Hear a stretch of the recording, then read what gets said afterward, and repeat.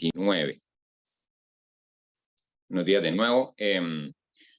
Capítulo 29 de Números es un capítulo que, bueno, si lo vemos según la Reina Valera, obviamente no vamos a conseguir un subtítulo que generalmente dé un apoyo, un contexto. ¿Por qué? Porque el contexto de este capítulo empieza en el capítulo 28. Entonces, eso es lo que yo llamo un capítulo de continuidad, ¿ya? Es un capítulo que continúa en la misma línea o el mismo contexto que viene trayendo el capítulo, perdón, el capítulo anterior, donde se habla acerca de algunas celebraciones, ofrendas diarias, fiestas solemnes y este tipo de, digamos, de estatutos que estableció Dios para que el pueblo de Israel los cumpliesen, los llevasen a cabo, ¿no? Entonces el capítulo 29 de Números presenta eso, algunas celebraciones, algunas fiestas, ¿verdad? Pero antes vamos a entrar, digamos, un poquito en contexto del libro en general, ¿verdad? Sabemos y entendemos por lo que hemos estudiado que obviamente Números es el cuarto libro de la Biblia y que fue escrito también es uno de los libros escritos por Moisés, ¿verdad? La palabra clave que podemos destacar en este libro es desierto, digamos así, por el desarrollo de los acontecimientos que suceden en el desierto, todo lo que sucede en el contexto histórico, obviamente, descrito en este libro sucede en el desierto, ¿verdad? Él va contando la historia del pueblo de Israel, el pueblo de Dios, ¿verdad? Y su peregrinar por el desierto y todas los acontecimientos que van sucediendo a lo largo de esta travesía, ¿sí? Entonces tenemos ahí lo que se conoce, digámoslo así poéticamente, como el telón de fondo y el de futuro. ¿Ya? El telón de fondo es lo que sucedió en el pasado, ¿verdad? Ellos venían de la esclavitud de Egipto, ¿verdad? Ellos fueron luego liberados de la esclavitud de Egipto, junto con todas las manifestaciones que Dios hizo en Egipto para poder liberar al pueblo, ¿verdad? Cuando ellos eran esclavos. Y luego tenemos lo que conoceríamos como el telón de futuro, que es la tierra prometida, la tierra nueva, la tierra que fluye leche y miel, hacia donde Dios quería que el pueblo entrara. Y obviamente no era tantísimo tiempo el que se iban a tardar desde que salieron de Egipto hasta que entraran a la tierra prometida, pero pues el pueblo de Dios en este peregrinar incurren en desobediencia, en rebeldía, en murmuración, en incredulidad, muchísimas cosas que hacen que el tiempo de travesía se extienda 40 años aproximadamente. Entonces, en ese tiempo, obviamente, Dios está con ellos, Dios no los abandona en ningún momento, aun cuando el pueblo se comporta de una forma rebelde contra Dios y contra Moisés, que era en este caso la cara visible, por decirlo de alguna forma, ¿no? Entonces, en ese peregrinar le suceden muchas cosas al pueblo de Israel, pero también Dios dispone de leyes, de principios, de estatutos, de mandamientos, ceremonias, de ofrendas, de sacrificios, pero también al mismo tiempo, digamos, en ese mismo espacio, Él dispone de fiestas. Y esto es lo que vamos a hablar hoy, en esta mañana, un poquito, ¿verdad? Y por cuestión de tiempo, pues no vamos a poder desglosar versículo por versículo, sería fascinante, a pesar de que es un poco complejo, pero es bien interesante, ¿no? Yo siempre digo que cuando uno estudia para enseñar, generalmente aprende más de lo que puede enseñar. Entonces uno se queda como con la mejor parte, como el que reparte un pastel que se queda con la mejor parte, ¿no? Entonces, en este caso, estamos hablando aquí de las fiestas. Ahora, estas fiestas o ceremonias tenían como objetivo recordar, reforzar, puntualizar, digámoslo así, señalar los conceptos básicos que Dios estaba transmitiendo, ¿verdad? Todo lo que Él transmitía en la ley y los mandamientos, era para que el pueblo de Dios que salió de Egipto se tuviese una, digámoslo así, metamorfosis, una transformación, una conversión, ¿verdad? Luego de que pasaran por el desierto y entraran a la tierra prometida. Es decir, es como cuando uno entra a las aguas del bautismo, entra un pecador, sale un hijo de Dios. Y más o menos en, en el desierto iba el pueblo a sufrir esta transformación. Lo que pasa es que el pueblo, en este sentido, su actitud, su rebeldía,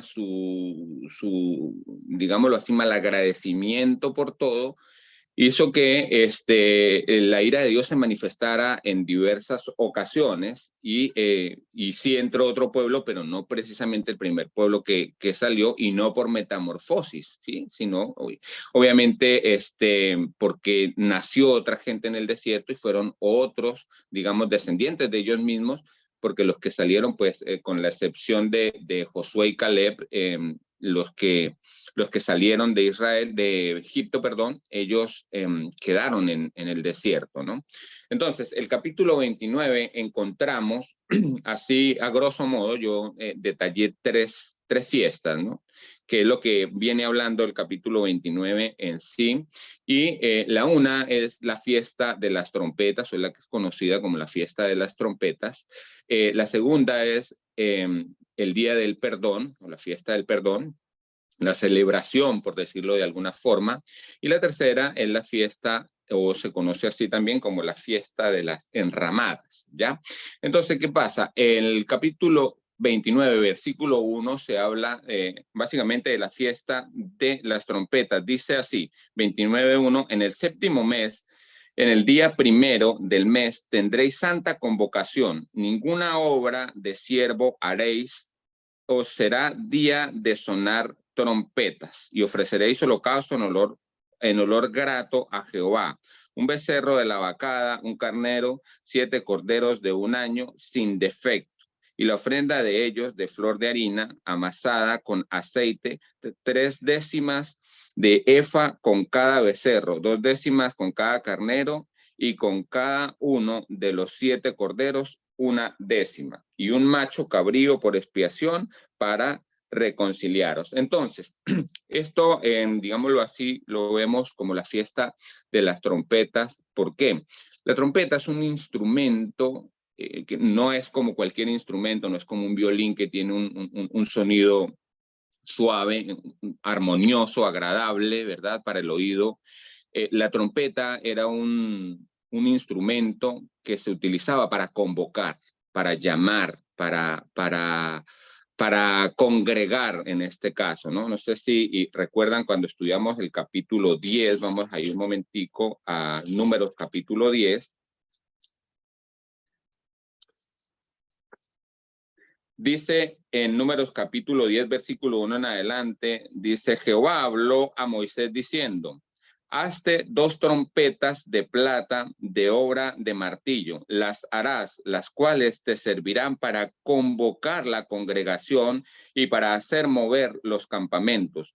Cuando las tocaren, toda la congregación se reunirá ante ti a la puerta del tabernáculo de reunión. Mas cuando tocaren solo una, entonces se congregarán ante ti los príncipes, los jefes, los millares de Israel, los jefes de los millares de Israel. Entonces, fíjense, hermanos, que aquí Jehová Dios le está diciendo a Moisés, miren, el séptimo día, en el mes primero, ¿verdad? Van a hacer sonar las trompetas, es decir, van a convocar al pueblo de Israel, y luego le gira instrucciones de qué es lo que van a hacer. Entonces, claro, cuando se tocaban las trompetas, el pueblo entendía que había que reunirse, que había una convocación, que había un llamado. El sonido de la trompeta era un sonido marcial, ¿verdad? Un sonido más bien así como al estilo militar, pero había esa finalidad, ¿verdad? Convocar, llamar para que el pueblo se congregara, para que el pueblo se reuniera, para que el pueblo estuviese, digámoslo así también, de una forma más actual y menos recia, estuviese en comunión, ¿verdad? Entonces, las trompetas son bien emblemáticas. En la Biblia hay muchísimos versículos que hablan acerca del sonido de trompetas como el llamado, ¿verdad? En Apocalipsis 8, si mal no estoy, eh, se habla mucho de los ángeles y el sonido de trompetas, el significado de cada uno de ellos.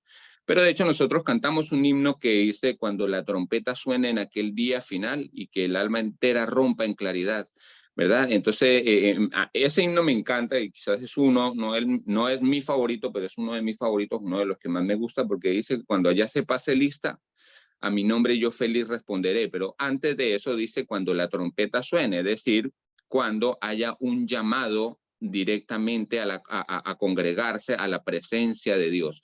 Nosotros, hermanos, eso debería ser diario, ¿no? Pero cada día nosotros tenemos un llamado de un sonido de trompeta, una convocación en las mañanas para el café con Dios, por lo menos en mi caso, mi celular hace la función de la trompeta. Cuando son más o menos a 7:10, 7:20, ya el celular suena. Ya a esa hora yo ya estoy súper levantado, pero suena no para despertarme, sino para decirme, mira, ya son las 7:10, 7:20, 7:15, dependiendo del tiempo. Y yo entro en conciencia, oye, ya va a empezar café con Dios. Y los domingos es lo mismo. Los domingos ya debería haber como una especie de trompeta espiritual en mi mente, donde, ¿verdad? Yo soy convocado a congregarme. ¿Ya? Para avanzar aquí rapidito, dice, para la cultura judía, luego después, posteriormente, la fiesta de las trompetas representaba un año nuevo. Se define en hebreo como el Rosh Hashanah, que esto es un nuevo comienzo, ¿verdad? Después de la fiesta perdón, después de este sonido, esta celebración se hizo habitual para ellos. Entonces, ¿por qué? Porque eso era por el tiempo, se celebraba en el séptimo mes, en el día primero, y de ahí en adelante eran otras celebraciones que duraban varios días. La siguiente fiesta que se celebra ahí, como les decía, era el día del perdón. Eso está ahí en el capítulo 29, versículo 12, dice, también el versículo 7, dice, en el día 10 del mes séptimo tendréis santa convocatoria y afligiréis vuestras almas y ninguna obra haréis, ¿ya? Entonces, en el día 10, esto compromete o comprometía a las personas, ¿verdad? A un momento y a un estado también de constricción,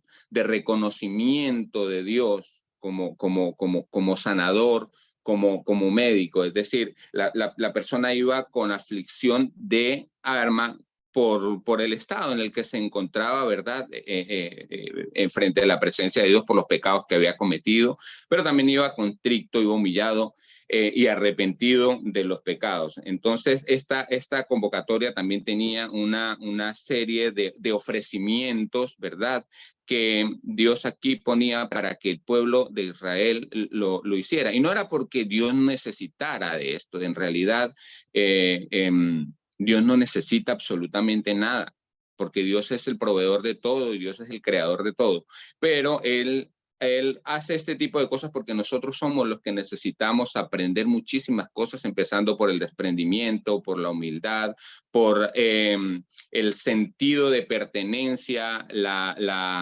la necesidad de comunión, la necesidad de compañía, la necesidad de congregarnos, ¿ya? Entonces, en esta fiesta, por decirlo, en este día del perdón, lo que se hacía era eso, se hacían todos los mismos ofrecimientos, pero se iba con una actitud de arrepentimiento, de contrito de corazón, necesitando ese perdón de Dios. Y obviamente, pues, Dios respondía a esta aflicción. Por último, la fiesta de las enramadas, que está ahí en el mismo capítulo 29, versículo 12, dice, también a los 15 días del mes séptimo tendréis santa convocación. Ninguna obra de siervos haréis y celebraréis fiesta solemne a Jehová por 7 días. Y estos eran fiestas que también se hacían cada día ofrecimientos diferentes. Fíjese, vamos a leerlos aquí rapidito. Dice el versículo 13, dice, ofreceré en holocausto en ofrenda encendida a Jehová olor grato, dice 13 becerros de la vacada. Luego si leemos en el 17 dice 12 becerros y las demás cosas repartidas. En el 20 dice 11 becerros y las demás cosas. En el 23 dice 10 becerros, en el 26 dice 9 becerros, en el 29 dice 8 becerros, que eso ya era por el día sexto, ¿verdad? Eran 8 becerros, y en el día séptimo, porque esto eran avanzando los días, disminuyendo los becerros, en el día séptimo ocurre algo que a mí me llamó bastante la atención. Dice, en el día séptimo ofrecerá 7 becerros, es decir, Dios ofrece, recuerden que el número 7 representa la perfección, ¿no?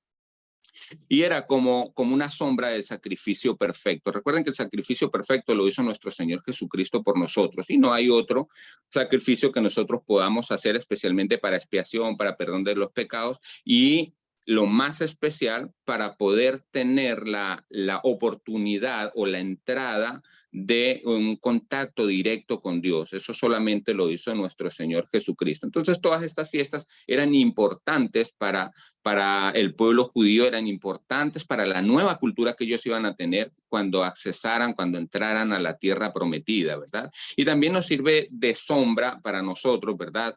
Y para entender lo que tocaba hace un momento, nosotros en realidad no podemos ofrecer nada para comprar la salvación. Ya Jesús lo hizo, ya Jesús pagó por nosotros. Pero nosotros necesitamos entender de esto, hermanos, que cuando Dios pone Dios hace este tipo de mandamientos, pone este tipo de estatutos, en realidad, la primera necesidad que Él está cubriendo es la nuestra. No es que se está satisfaciendo de todo esto que se le está ofreciendo, ¿no? En realidad, en nosotros somos los que nos satisfacemos, ¿verdad? De los mandamientos, los estatutos de Dios, porque así aprendemos, ¿verdad? Un poco más acerca del carácter de Dios, del compartir, de la comunión, del estar juntos, del poder ser desprendidos, ser generosos y ver por el otro. Muchísimas cosas que aquí en detalle podríamos aprender de este capítulo. Así que la invitación es esa, mis hermanos, a poder entender la bondad de Dios, ¿verdad? Reflejada a través de estas comillas, exigencias, peticiones, mandamientos, estatutos, todo lo que este capítulo nos ofrece. Vamos a orar. Padre bueno, Señor, Padre querido, te damos muchas gracias. Gracias porque eres bueno, Señor, bueno en gran manera, y porque cada cosa que nos enseñas, Señor, es para nuestro beneficio, Señor. Te damos gracias porque nos permites entender, Señor, un poco más la forma tuya de pensar, de actuar hacia nosotros, Señor. Bendice a cada uno de mis hermanos y hermanas aquí, Señor. Glorifícate, Señor, en nosotros. Glorifícate, Señor, en cada uno de los corazones y de las mentes aquí presentes, Señor. Pero sobre todo, Padre bueno, te queremos dar gracias por tu amadísimo Hijo, Señor, en cual fue tu primera gloria, Señor, desde nuestra perspectiva cristiana, Padre, y que de esa gloria nosotros nos gozamos, Señor, porque nos alimentamos de su pureza, de su santidad, y queremos, Señor, de una u otra forma contagiarnos de eso, de ella, para poder ser agradables ante tus ojos, Señor. Bendice este día, bendice esta comunión, bendice a cada uno de mis hermanos, en el nombre glorioso de tu Hijo nuestro Señor Jesús. Amén.